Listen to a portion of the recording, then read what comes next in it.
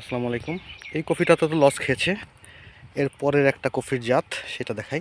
এই হচ্ছে আর একটা কফির জাত। এটা একটু উন্নত জাত, এটা অস্ট্রেলিয়ান একটা জাত। এই কফিগুলো অনেক বড় হয় সাইজে।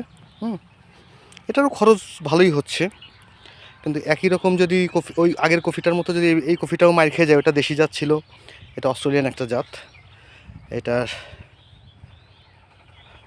এই যে এই এই এই এই এটার বীজও রাখতে পারে না, এটা হয়, এটা সাধারণত আপনার বীজ অস্ট্রেলিয়া থেকে আনায় তারপর এটার জাতটা করতে হয়।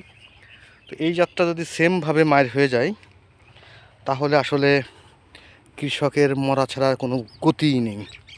তো এই জন্য আপনারা দোয়া করবেন কৃষকের জন্য। হ্যাঁ, আর এই জাতের ফলনটাও মোটামুটি ভালোই হয়েছে আল্লাহর রহমতে। এখন দেখা যাক বাজারে কী পরিমাণ দাম হয়। একটা এটার এটার এটার এটার পরে আরও একটা জাত আছে, ঠিক আছে?